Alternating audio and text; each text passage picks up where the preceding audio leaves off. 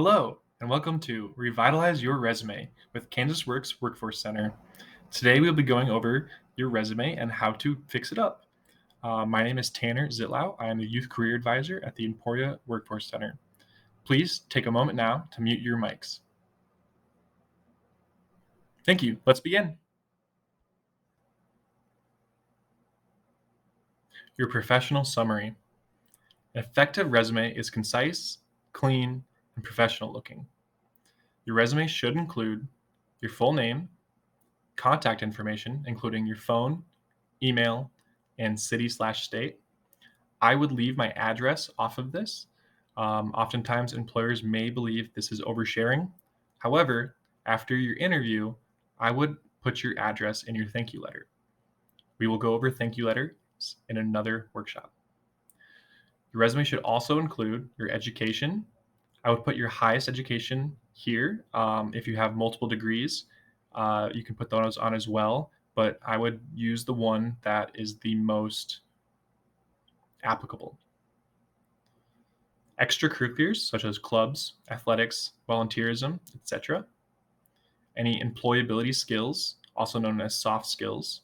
I really like how in this photo we have here, they have used soft skills. It's kind of covered up by my face, but they have their soft skills on the left side and then have added how strong they are. You would also include interests, hobbies, any certifications and awards that are applicable for this position.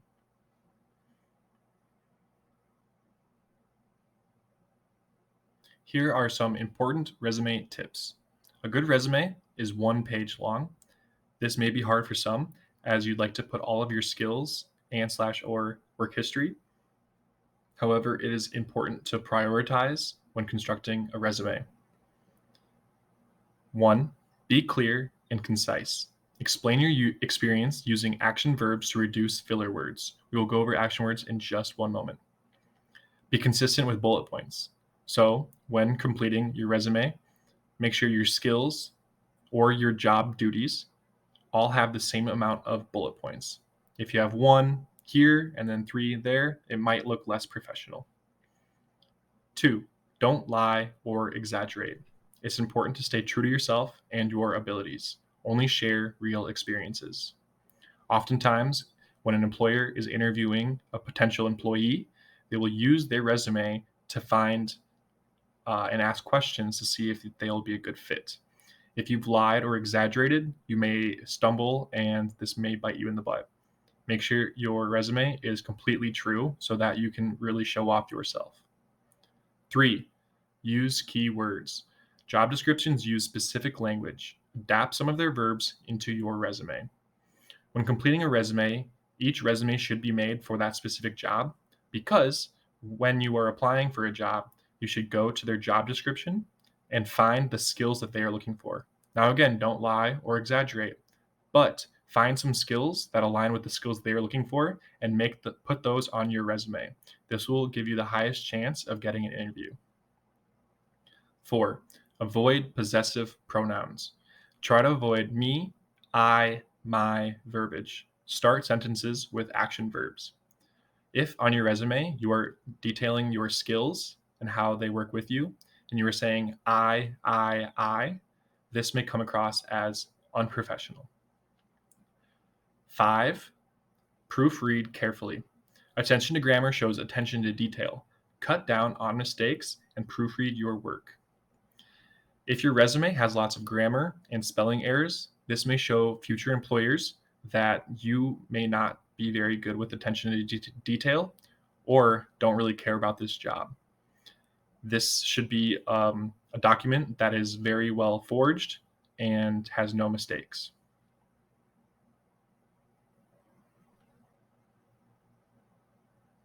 Say more with fewer words.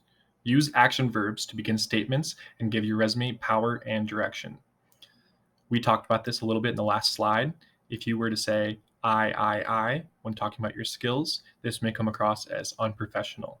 However, with some of these action verbs, you can revamp and add power to your skills. I'll give you one example. Instead of saying, Helped customers with a variety of issues, even when they were yelling and being terrible to work with. You could instead say, resolved customers' concerns to improve their experience by actively listening to their issue and collaborating on a solution. So this takes something that might be a little bit negative, adds some good words to it, and makes it seem like a very positive thing. So when going through your resume, make sure you are adding lots of these power words. This can be difficult. You kind of know what you want to say, but don't really know how to say it. This is where some collaboration can really help. I would talk with friends, family, and you can even come on down to the Workforce Center for some professional help.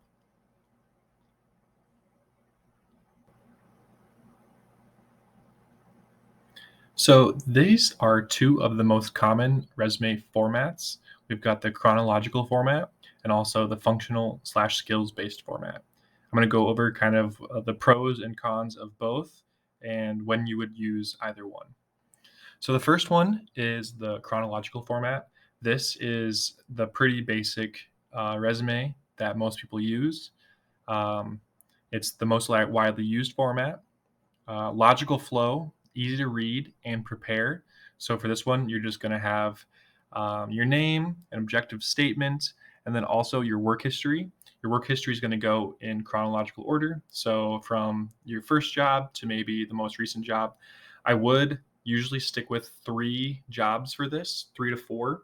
Um, if you've had more jobs than that, I would try and find the jobs that might align best with the current job you're going after, and then cut out the ones that you don't need. This resume is really good at showcasing kind of your career progression and growth. So if you started at a fast food place and you've slowly kind of made your way up into something that's a little bit more professional, this is a really good resume to use to kind of show that development. The other side is the functional/skills based format. This is really good for people that may have not had a lot of work history, or if you've had a few gaps in your employment. Um, this will emphasize skill rather than your employment. It organizes a variety of experiences and disguises gaps in work history. So with this, you're going to have kind of what your skills are, and maybe within those skills, talk about a job you've had that has helped you gain this skill. So in this, you don't have to necessarily talk about when you've worked, but just kind of how you've gained that skill. However, this may be viewed as suspicious by employers due to lack of information about specific employers and dates.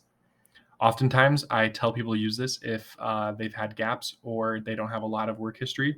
Otherwise, I would stick with the chronological format. So we've gone over 2 of the more popular resume formats. Here are 2 more. These may be a little bit less used, but they both can be beneficial in their own ways. So the first on the right is the combination format. This will highlight relevant skills and accomplishments, de-emphasize less relevant experiences, and minimize gaps in employment and experience. So this is kind of a combination of the 2 formats we went over before. That's where it gets its name from. So it is a little bit confusing if you're not really good at formatting and organizing. So I would make sure that the formatting looks good before you send this in. However, it can be very beneficial to kind of show off the work history that you want, as well as some of the skills that go with that. The other resume on the left is called the targeted resume format. My face is a little bit in the way, but this is a personalized to the company or the position. This can be very beneficial to you because it shows research, and it can be more impressive to the employer because of that. It's written specifically to the employer and their needs, which can be very good for you because it shows that you have a lot of dedication and are really looking to this company in particular, rather than just sending over the same resume to a bunch of different companies. Some of the cons to this is it's very time consuming to prepare, and also can be confusing if not well organized. It also needs to be revised for each employer, which we would ask you to revise all resumes for the employer, but this one would have to be totally redone every time, which, unless you're specifically looking for one job in particular, this may be very difficult. For this slide, we're going to do a little bit of a resume comparison. These documents may be a little small, these images. However, I'll go over some of the differences and what makes the one on the left a lot better than the one on the right. So the one on the left follows a logical flow. It's professional and readable. It's aesthetically pleasing, and skills are predominantly displayed. The skills, again, are on this bottom left, and they've done that thing it's a little bit new, but I really like it. They kind of show their skills and then which one is like their top skills and which ones are kind of secondary skills. This really shows off exactly what you have to going with you. It also has the chronological work history right there up front. That looks really nice and formatted really well. There's not a ton of text, but this is beneficial because it's very clean and they, I'm sure, put the very important stuff there. They do have their address. I would have removed that. And they also have a social media link. That kind of matters about what job you're going for. Most jobs, I would leave most of your social media links off of that: Twitter, Instagram, Facebook. However, a LinkedIn social media account could be a very good thing on a resume as long as your social media looks good and is clean. The resume on our right, it's difficult to read. It's unprofessional font. There are too many bullet points, and the details overpower the emphasis. So this resume may have a lot more information than the resume on the left. However, a resume isn't necessarily supposed to have all of your information, as they will get some of that in the interview. This resume on the right looks very complex and it's really hard to read. Like I said, there is more information, but it's very cluttered and might get thrown out. Here are some rules for references. 1. References get their own page. Don't include references on your resume. They just take up space for your skills. Oftentimes, when the employer, at least when you apply online, you will send in your resume and then attach another document that will have your references on them. 2. Ask your references in advance. Ask for permission, what they would say, their contact information, and name spelling. So this is really important. You would hate to send in some references to a potential employer and have, when they call your references, someone you work with says, oh, no, they're very lazy, they're annoying, they're a little bit mean and rude. So make sure you're asking them and seeing what they would say. Number 3 references is the rule of thumb. You can use former colleagues, bosses, teachers, etc. That would give a positive reference. Don't use family or friends as references. This is true unless, I would say, you're applying to a job and a friend or family member is working there. You may be able to use one personal reference then. However, I would still make sure that you have at least 2 other professional references. If you have multiple friends or family members at a job that you're applying to, I would still only use one. Find one that is that would be the best reference, that knows you the best. Make sure the other 2 are professional. Again, you can use colleagues, bosses, teachers, and anyone that would give you a positive reference. Make sure you're using your resources. 1, peer resume review. This you can do with a family or friend. You can reach out to them. Also, a teacher may work. Have them look through your resume, make sure you don't have any of those grammar or spelling mistakes.